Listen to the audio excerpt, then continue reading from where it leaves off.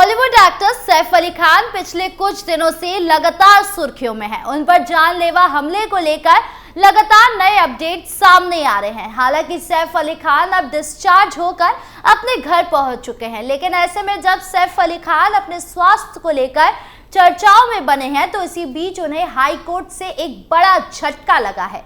तो चलिए आपको भी बताते हैं कि आखिर क्या है पूरा मामला। नमस्कार, कच्चा चिट्ठा में आपका स्वागत है। मैं हूं आपके साथ राधिका राज।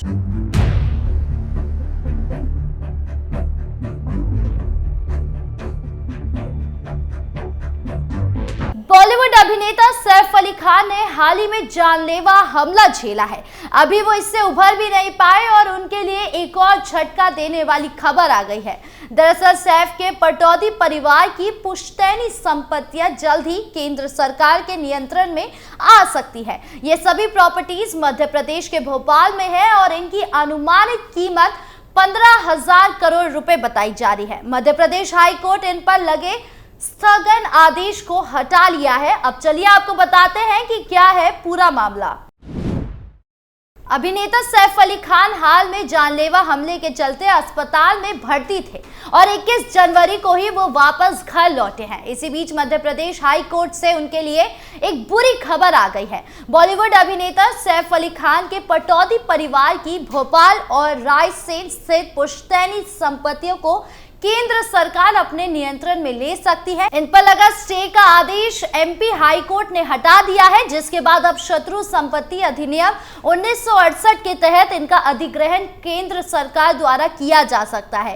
केंद्र सरकार सैफ अली खान की भोपाल स्थित संपत्तियों को शत्रु संपत्ति अधिनियम 1968 के तहत जब्त कर सकती है। तो यहाँ ये जान लेना भी जरूरी है कि आखिर ये कौन सी प्रॉपर्टी होती है। बता दें कि एनएमए प्रॉपर्टी एक्ट के तहत भारत सरकार उन लोगों की संपत्तियों पर दावा कर सकती है जो 1947 में बंटवारे के बाद पाकिस्तान चले गए थे और सैफ अली खान के पटौदी परिवार की भोपाल की संपत्तियों पर इसी श्रेणी में आती है। गौरतलब है कि मध्य प्रदेश हाई कोर्ट ने साल 2015 में इसी मामले की सुनवाई तक शुरू कर दी थी, जब मुंबई स्थित एनएमई प्रॉपर्टी कस्टोडियन ऑफिस की ओर से भोपाल के नवाब की जमीन को सरकारी संपत्ति घोषित किया गया था। इसके बाद पटौदी फैमिली को नोटिस भी जारी किया गया था।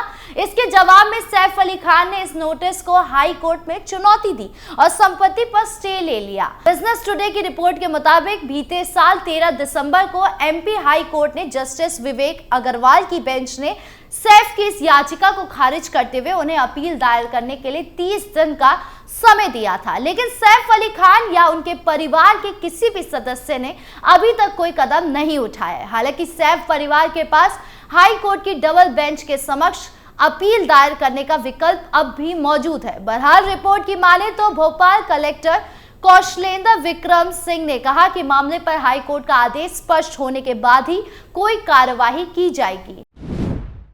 सैफ अली खान की जिन संपत्तियों पर जब्त होने का खतरा मंडरा रहा है उनमें भोपाल और रायसेन की प्रॉपर्टी शामिल है। इनमें फ्लैग स्टाफ हाउस, नूर उस सबा पैलेस, दार उस सलाम हबीबी का बंगला, अहमदाबाद पैलेस, कोरे फिजा शामिल है। आपको बताते कि फ्लैग स्टाफ हाउस में ही सैफ ने अपना बचपन बिताया था। 1947 तक भोपाल एक रियासत थी और नवाब हमीदुल्ला खान इसके अंतिम नवाब थे।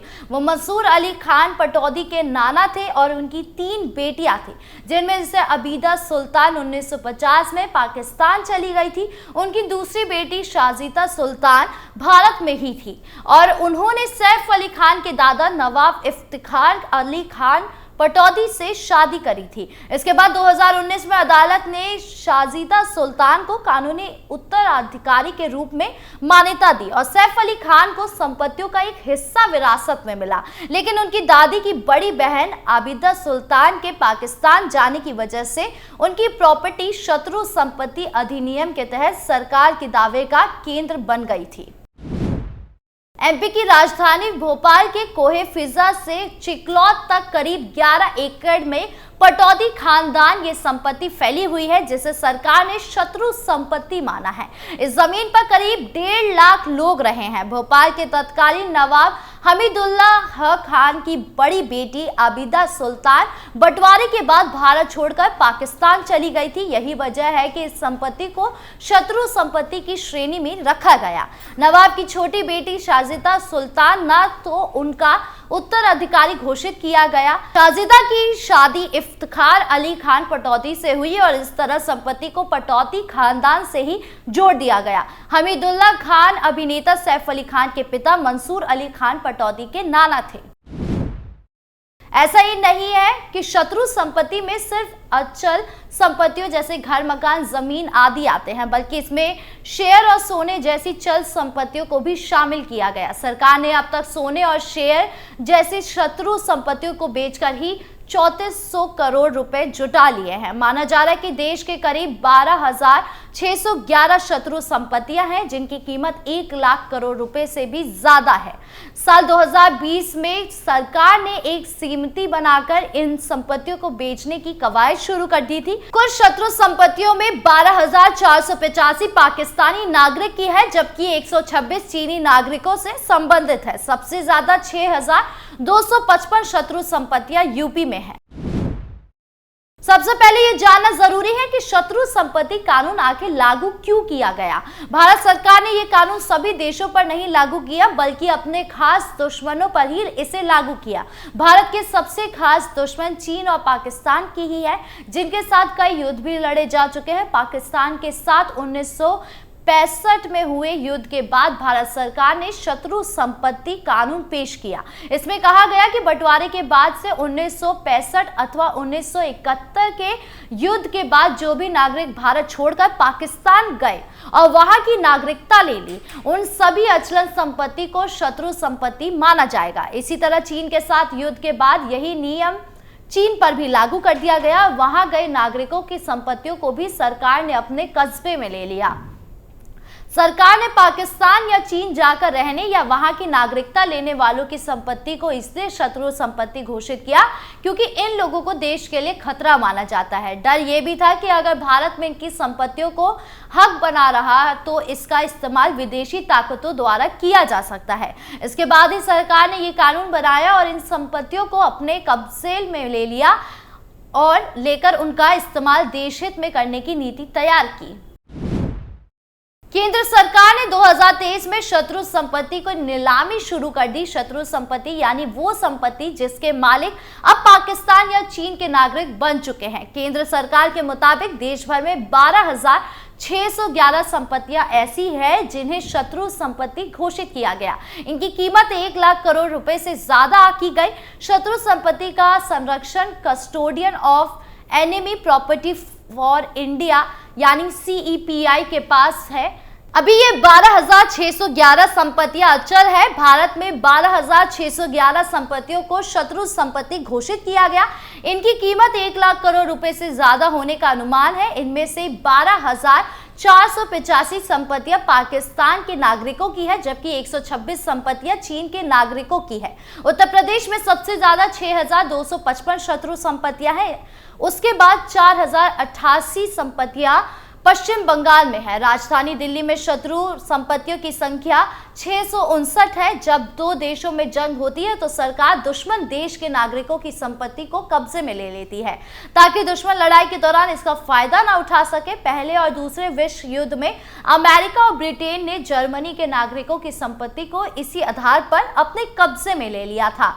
भारत में 1962 में चीन, 1965 और 1971 में पाकिस्तान के साथ जंग छिड़ने पर भारत सुरक्षा अधिनियम के तहत इन देशों के नागरिकों की जायदाद पर कब्जा कर लिया गया। शत्रु संपत्ति के तहत जमीन, मकान, सोना, गहने, कंपनियों के शेयर और दुश्मन देश के नागरिकों की किसी भी दूसरी संपत्ति को कब्जे में ले लिया जाता है। शत्रु संपत्ति को बेचकर सरकार पर अब तक 3400 करोड़ रुपए कमा चुकी है। इनमें से ज्यादातर गोल्ड जैसी चल संपत्ति है। गृह मंत्रालय के मुताबिक किसी भी शत्रु संपत्ति को बेचने से पहले डीएम या कमिश्नर की मदद से बेदखली की प्रक्रिया शुरू की जाएगी। 1 करोड़ से कम कीमत की शत्रु संपत्ति के मामले में सीईपीआई पहले कब्जा करने वाले को खरीदने की पेशकश करेगा। अगर इसे खारिज कर दिया जाता है तो इसका निपटारा गृह मंत्रालय की गाइडलाइंस के हिसाब से होगा। वहीं अगर किसी संपत्ति 1 करोड़ से ज्यादा और 100 करोड़ से कम होगी तो उसका निपटारा ई नीलामी से होगा। इसके लिए मेंटल ट्रेड कॉर्पोरेशन लिमिटेड का इस्तेमाल किया जाएगा। 1965 की भारत पाकिस्तान जंग के बाद 1968 में शत्रु संपत्ति कानून लागू किया गया था। इस कानून में समय समय पर संशोधन होते रहे हैं, लेकिन सबसे अहम संशोधन 2017 में हुआ था। इस संशोधन में शत्रु संपत्ति का दायरा भी बढ़ा था। इससे न केवल उन व्यक्तियों की संपत्ति शामिल की गई जो दुश्मन देश से है, बल्कि उनके वंशजों और उत्तराधिकारियों की संपत्ति भी शामिल है, जो भले ही भारत के नागरिकों की हो। इस संशोधन ने सरकार को शत्रु संपत्ति बेचने का भी अधिकार दिया, जिस पर पहले रोक थी। इतना ही नहीं, इस संशोधन में शत्रु संपत्ति का मालिक कस्टोडियन को बना दिया। इसे 1968 से प्रभावी भी माना गया। इसके अलावा अगर कोई भारतीय नागरिक किसी शत्रु संपत्ति को खरीदता है तो वो उसे विरासत में किसी दूसरे को नहीं दे सकता। मसलन अगर पिता ने शत्रु संपत्ति खरीदी हो तो उस पर बच्चों का हक नहीं होगा। यानी कुल मिलाकर अब सैफ अली खान पर एक नई मुसीबत ने दस्तक दे दी है। कच्चा चिट्ठा में फिलहाल के लिए इतना ही। बाकी खबरों के लिए देखते रहिए कैपिटल टीवी।